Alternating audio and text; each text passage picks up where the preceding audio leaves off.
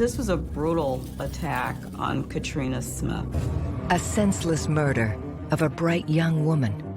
The individual who attacked her was going to make sure that she did not survive. As the investigation expands, the mystery deepens. She felt that she was being followed or stalked by somebody. Katrina knew that her life was in danger. The truth will be revealed. How did he know about blood in the trunk? This is bigger than just one piece. This is a whole... Every day in North America, dozens of people are murdered. The key to solving the toughest of these homicides lies in the final 24 hours of the victim's life. To crack the case, detectives must reconstruct that critical timeline. The minutes and hours containing evidence that can help unlock the mystery and catch the killer.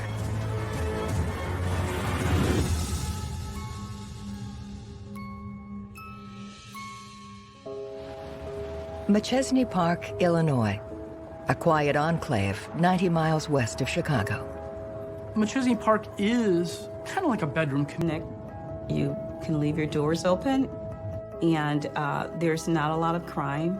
You have your vehicle burglaries, you have, your home burglaries that happen, crimes of opportunity, crimes of violence in Machesney Park.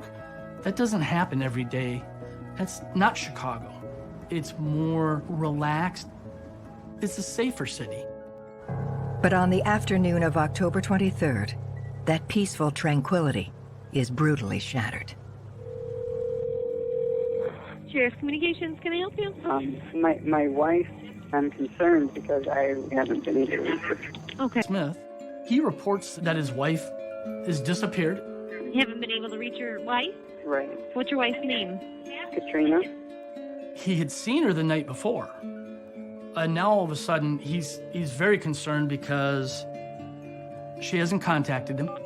She hasn't answered the phone. And he doesn't know what's happened to her.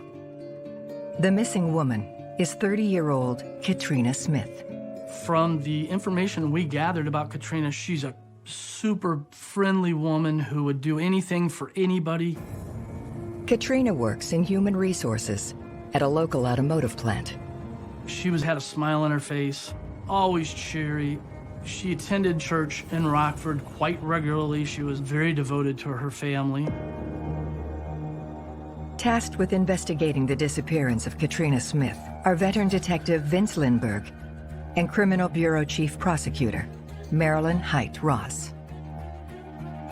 The State's Attorney's Office is involved very early on in any crime investigation that appears to be suspicious. So once Katrina Smith was reported missing, we were involved immediately. Investigators meet with Katrina's husband, Todd, which would have been October 22nd. Katrina had confirmed a job interview for the morning of October 23rd at 7:30, and then she was to report to work after that. Before 7 a.m., Todd had texted Katrina, wishing her well on her job interview. You'll do well, knock it out of the park. But she never appeared for the job interview, and she did not report for work on October 23rd. He had attempted to call her, attempted to contact her. She had vanished, she had disappeared. Investigators get their first big break when Katrina's 50 that night, roughly 2 hours after Todd had made the report. It was on Ventura, which is about 3 to 4 miles away from the family house. It was parked near the edge of the river, and it was just abandoned. This is not a habitual place for anyone to leave their car, so this in itself is strange. If it's someone who might have attacked her and wanted her vehicle, we suspect that the vehicle would have been moved from the Winnebago County area, and it had not been moved. So we were suspicious then that she was probably not alive. A fantastic, solid family woman who has a solid job, a career that she's looking to improve. So what we're thinking now is something suspicious, something foul had happened to Katrina. To solve the mystery, investigators will need to piece together the last 24 hours of her life. It's a puzzle, and each piece You have to see where it fits to make a story, to make a case. So timeline is everything. But with no sign of Katrina, detectives have their work cut out for them. There's forensic evidence that you can obtain from your victim. We just don't know. We're still kind of shooting in the dark here. The community of McChesney Park bands together to help find Katrina Smith. Hundreds of people literally come out from the community searching everywhere. They were instructed anything that they thought was unusual or suspicious to right away call us, and we would have our crime scene officers come out and gather up that evidence. After hours of searching, authorities find some unsettling items on the side of the road. We located her cellular phone, which was found in a bush that was not far from the marital home in the area of the Rock River. This is not consistent with someone who just took the day off work and is playing hooky, or someone who has decided to go missing or make themselves disappear. The abandoned vehicle, along with the personal items, are an ominous sign. What I'm thinking is that someone has probably killed Katrina. And I don't think at this point it's someone who was a total stranger, because they left all of her valuables. They didn't take her car, they didn't take her purse. The first person investigators want to interview. He was so concerned about her. He loved her. They had just taken an anniversary trip and celebrated their 7-year marriage. The partner's the first person that the investigators look at because that's the person that has the most emotional investment into the victim. Whether it's a boyfriend, girlfriend, husband or wife, that's always the person that seems to be the most connected. Todd is cooperative and willing to answer any questions that come his way. I'm asking him, does she have a gambling problem? Todd tells me no. She wouldn't do that.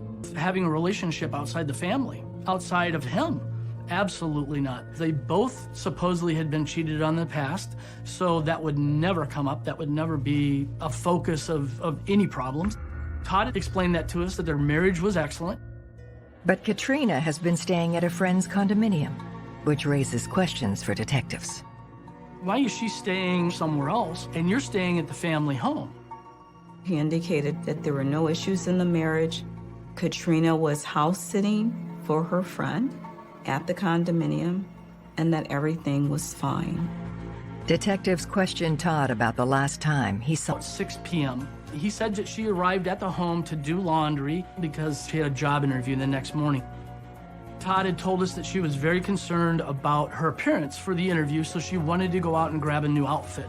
So she left the home at 9 o'clock p.m. to do some shopping for her job interview. That night, Katrina was planning to sleep at the condo and was hoping to catch the end of the Chicago football game. She was a Bears fan. She didn't want to miss the game. And so she wanted to get back to her friend's condo. He had sent her a message at about 11 p.m. that night saying she's very focused on this job interview for the next morning. Detectives searched the condo, looking for clues about what may have happened to Katrina. There was no sign that Katrina had slept there the night before or had been there at all. We now know that she never made it back to the condominium. And so the question is, what has happened in between that time period? Detectives have now determined Katrina was likely killed between 7:30 a.m. and 9 p.m. the night before, on October 22nd. Armed with this information, they questioned Todd about his whereabouts during this time period. After Katrina left and went to bed, now we know from Todd's cell phone that he did text Katrina at about 11 p.m. that night or shortly after 11 p.m. and said, sweet dreams, good night. The next day, Todd had appointments to go out on, but during the morning he worked from home and he did some emails. Basically, the computer that he would have been working from home on confirmed that he was at home. With Todd's alibi checking out, detectives now shift their focus to other potential suspects. We're looking for any speck of information that can give us a lead that may be able to help us determined someone was peeping at their home. It was determined that it was a young man from the neighborhood area. Peeping Toms for years were dismissed as sort of a nuisance crime. We now know better. Peeping Toms are actually a very high-risk category of voyeur. These behaviors often escalate to actual attacks. This could have been a person lurking around the home to potentially attack her once she had left the home. In the investigation, we find out the young man is actually connected to Katrina and Todd through a church youth organization. A potential lead. I mean, if he's peeping 2 years ago, has his behavior progressed to murder?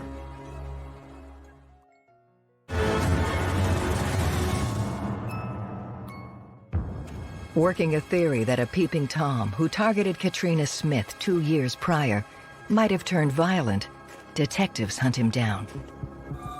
We go back through all the reports of anything that has happened in that neighborhood that's suspicious.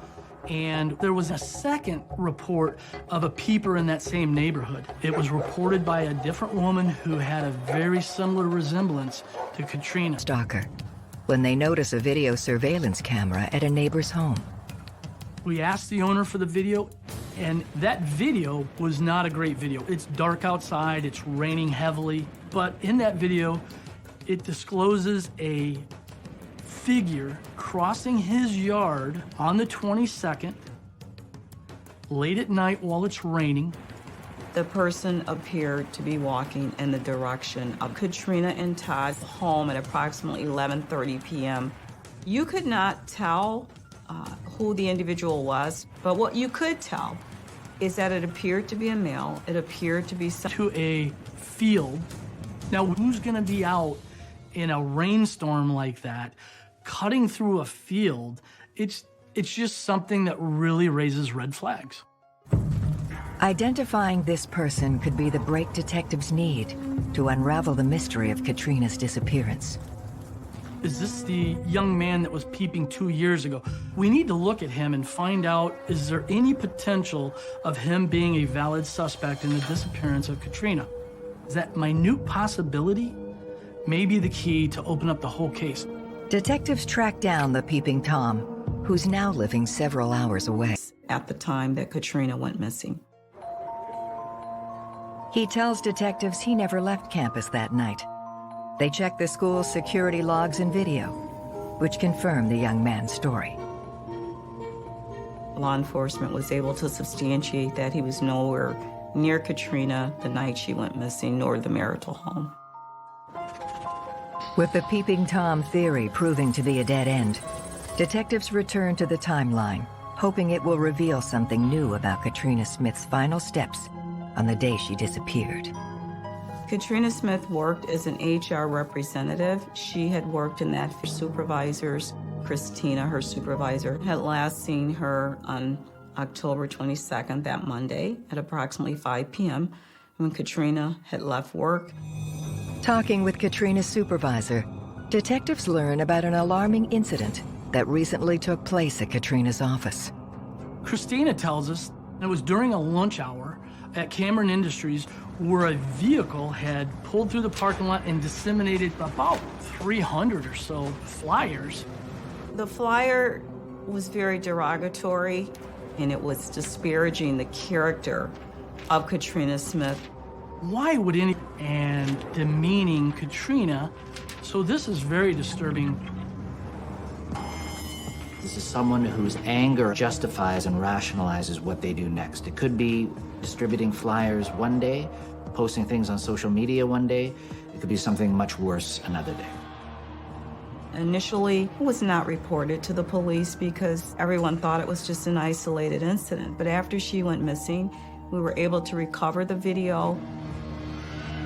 The driver of that vehicle, he or she, was disguised with a wig, glasses, and unfortunately, the vehicle, although it was black, we had... The car or the driver, but detectives have gained a shocking new detail about Katrina's personal life.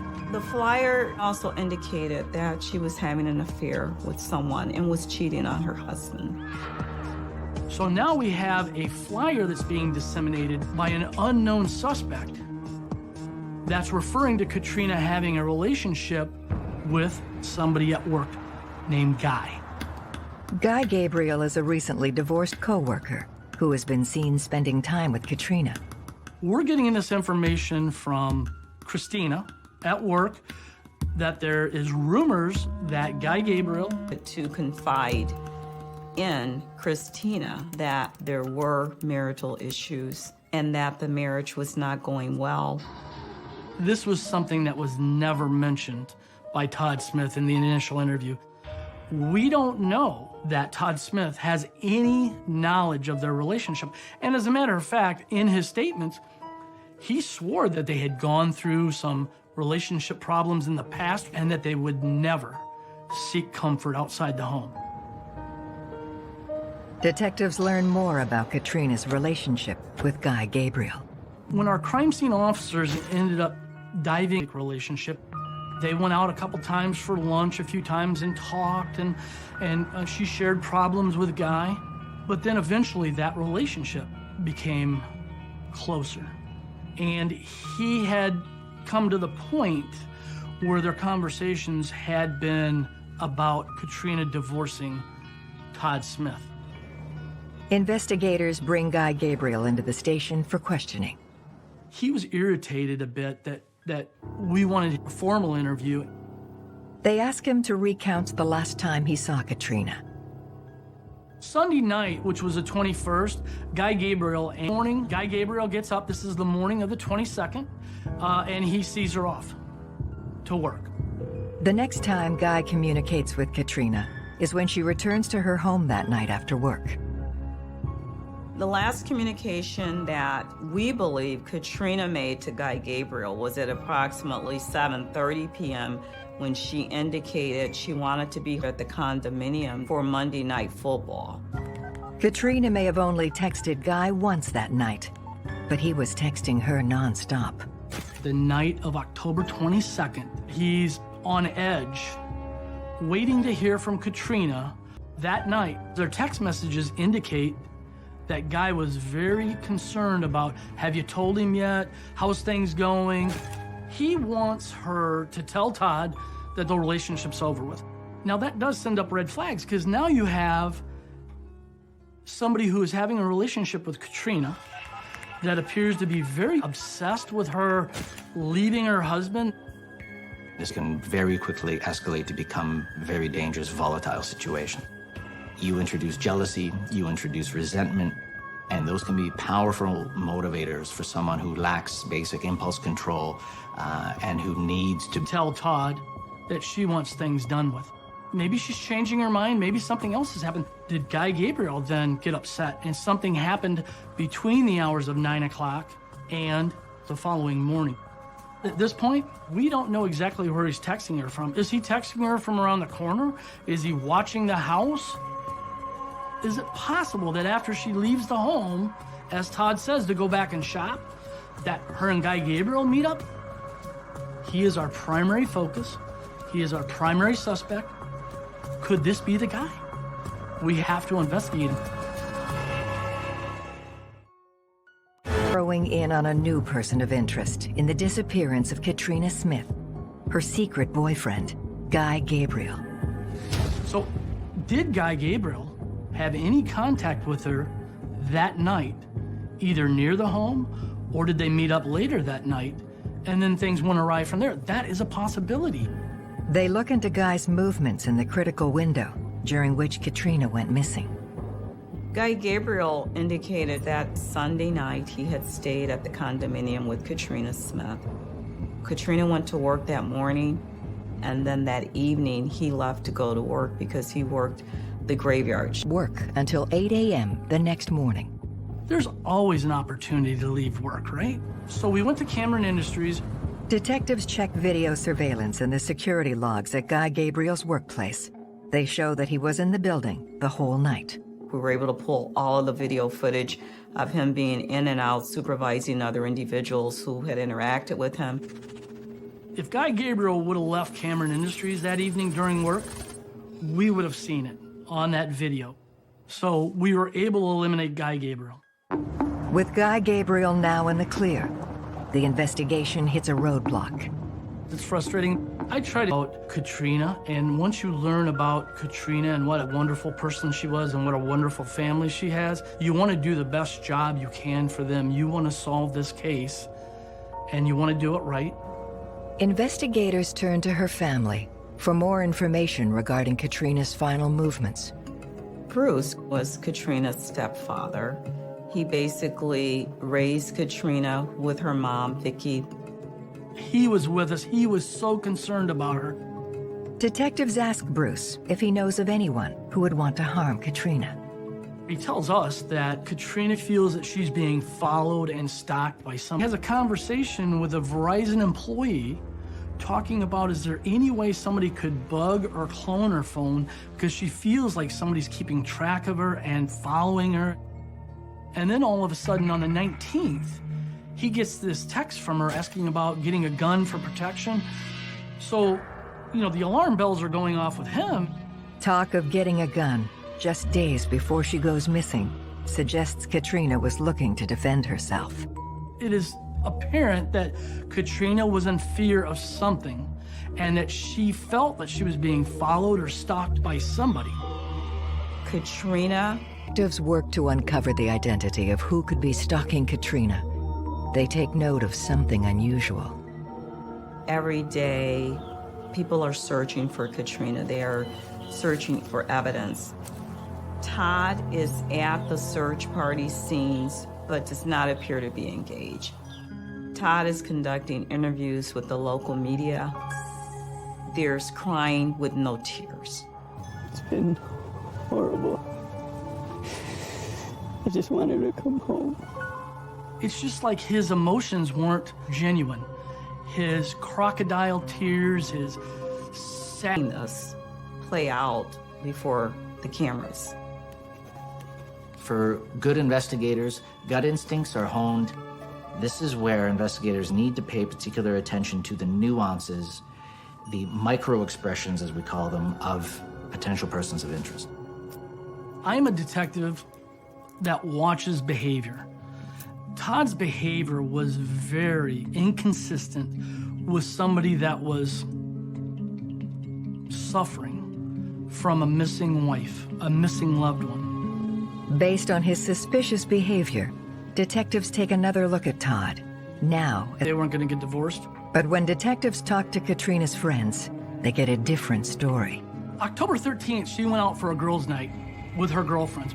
During that night, she told one of her girlfriends, Jill, that she was not happy in the marriage, and she had brought up the word divorce several times in the conversation.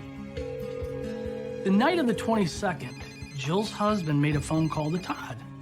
Todd told him that Katrina was coming over to do laundry and that she wanted to talk to him. And Jill's husband said, well, that sounds good. Maybe that's good. Todd says, no, I think it's done. I think At least from the very beginning. The whole time, Todd is telling us the marriage is great, no problems in the marriage, and everything is going well. But Katrina is relaying to her friends, her co-workers, that her marriage isn't good. So the statements that Todd gave us, we're able to pick apart several of those statements as untruths. As detectives become more suspicious of Todd, the forensic results from Katrina's car finally come in. What the tests reveal shakes them to their core. It was pretty much neon lights when luminol was sprayed into the trunk of the vehicle. We were of her vehicle. How do you explain blood in a trunk? It was apparent that someone had been placed in that trunk. We believe that blood was Katrina's.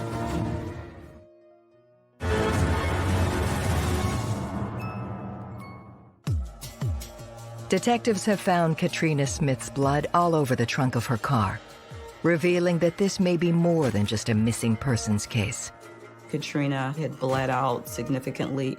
There was even blood on the bumper of the vehicle, so we know that when she was placed in the vehicle, she was... Even without a body, evidence of a crime. You have some blood spatter. You have what's called exsanguination, which is blood volume, which in terms of no-body homicides is as close to a smoking gun as you can get.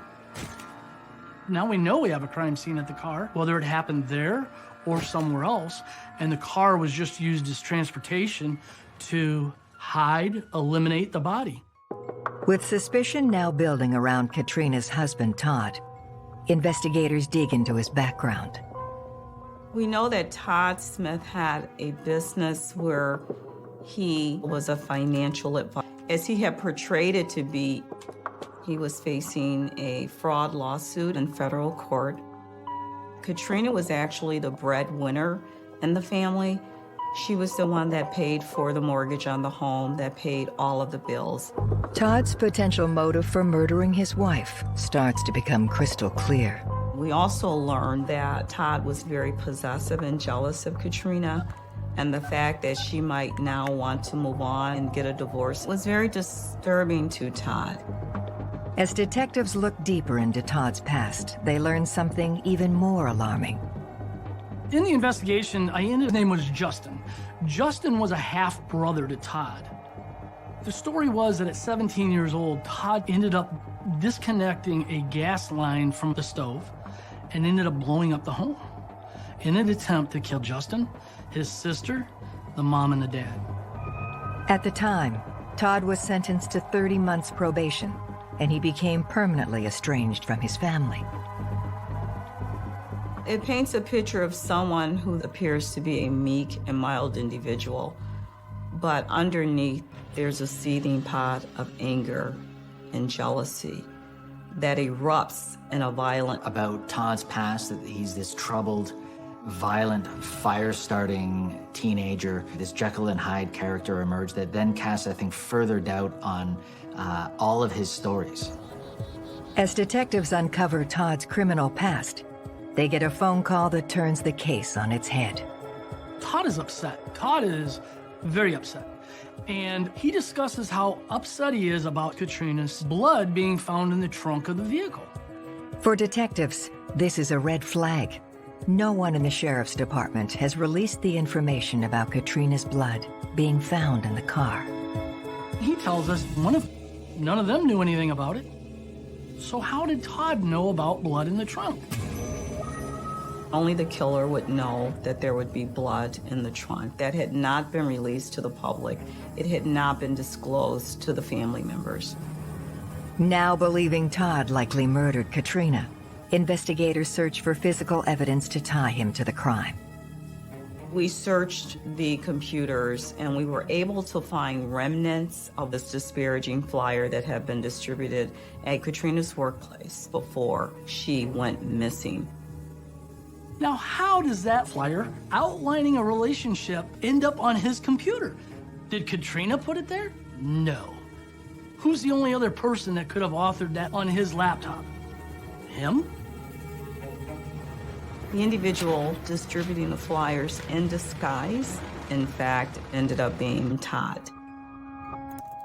Todd did everything he could to try to erase everything, but he doesn't realize that a computer keeps secrets, even when you try to delete them. Todd passing out these types of flyers and trying to degrade, humiliate Katrina is horrible enough in itself. This Computer. It yields even more clues. We also discover a tracking software, which coincides with a small box that one of our detectives located and right away identified it as some kind of housing for a tracker. Before she disappeared, Katrina believed she was being followed, and she was right.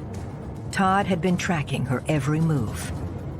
That tracking software that was on the computer was forensically analyzed by one of our detectives.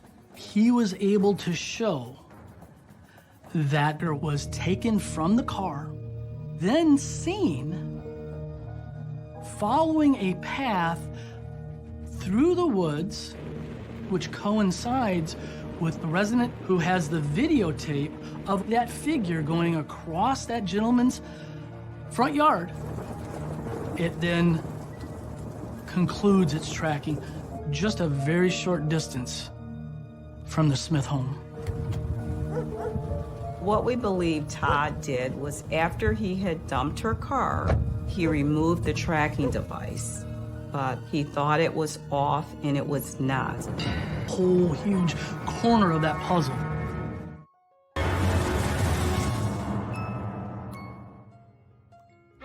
Katrina Smith's husband, Todd, has become the prime suspect in her disappearance and presumed murder.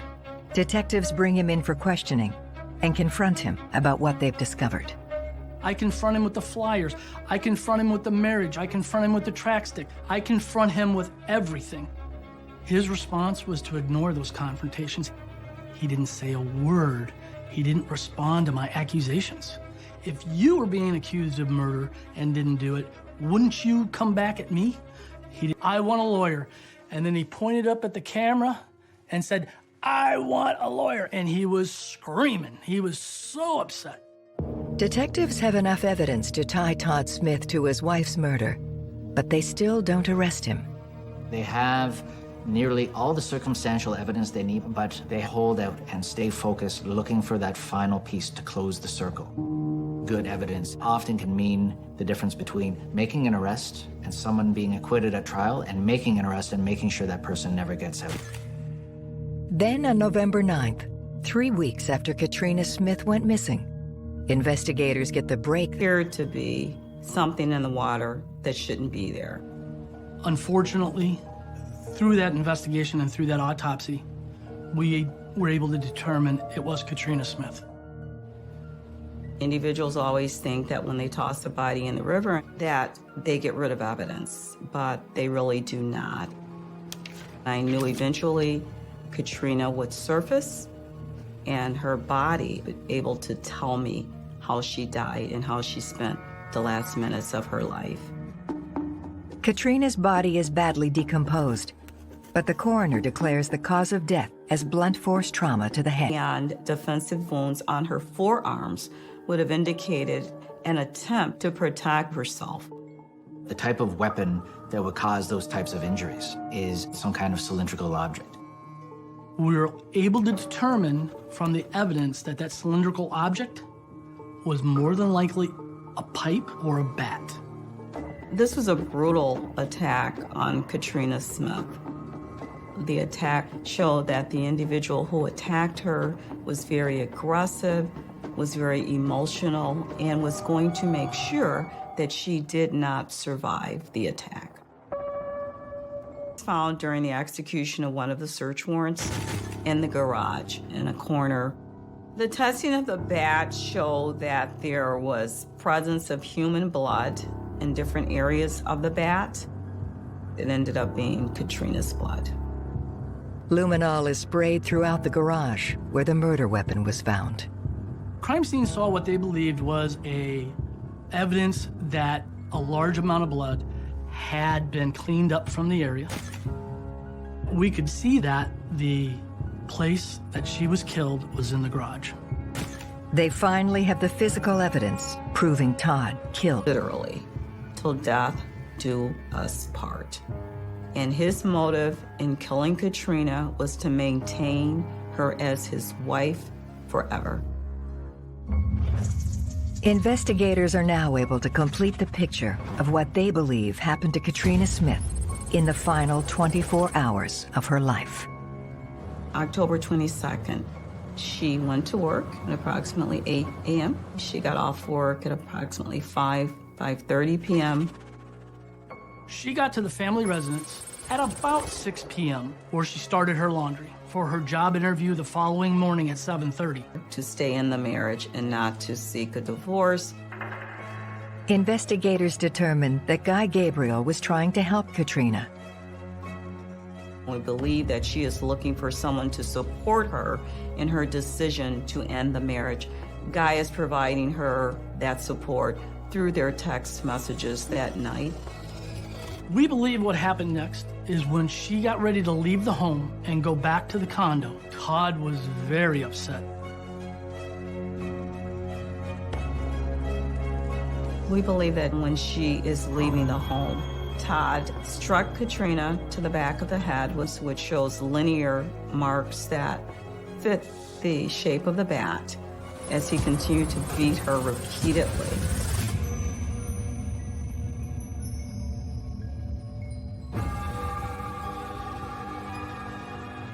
He then dragged her to the back of her vehicle and placed her in the fetal position in the trunk of that car, where she died. We believe that Todd drove Katrina's body to the bridge shortly after 11. He dumped Katrina's body into the river. He then proceeded to drive the car to Ventura and Obispo. From Todd to Katrina's phone that says, "Sweet dreams, good night." The last text message he sent to her was a signal of, you know what, you will forever be my wife. You will die my wife.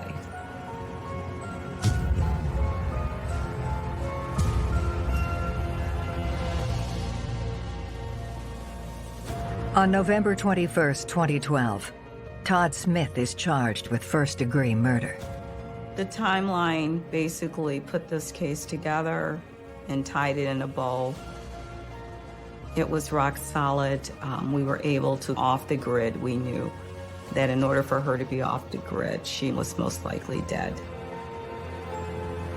In January 2017, 4 years after Katrina's murder, Todd Smith finally stands trial. The murder of Katrina Smith was just a brutal, heinous crime. She was a beautiful young woman who wanted to live her life. She just wanted to live it without Todd. And instead of allowing her to do that, he decided to take her life. Todd believed that he could commit the perfect murder, and I think his downfall was Her instincts were right there. She was being stalked. She just didn't know by whom. It was her own husband stalking her for years. The jury finds Todd Smith guilty of first-degree murder. He is sentenced to 59 years in prison. I think about her all the time. I have pictures of her during her beautiful life that her family has shared with me, and I keep those pictures close at hand as a reminder of why we do what we do, more importantly, why I do what I do. With every police officer, with every detective, with everybody in law enforcement, Katrina and her family,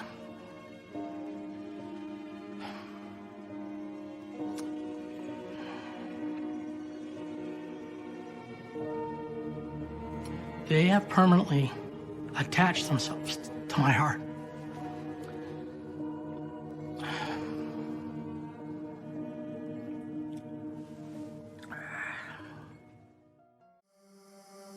You got horns like the devil, sink your teeth into me. You're on a whole nother level, things you do to me. You got a heart made of metal, lover and an enemy. Baby, you never try to change me, oh. Ooh, you bleed black when it feels right. Ooh, hey, I don't gotta think twice. Ooh, so long that it feels right. You know just what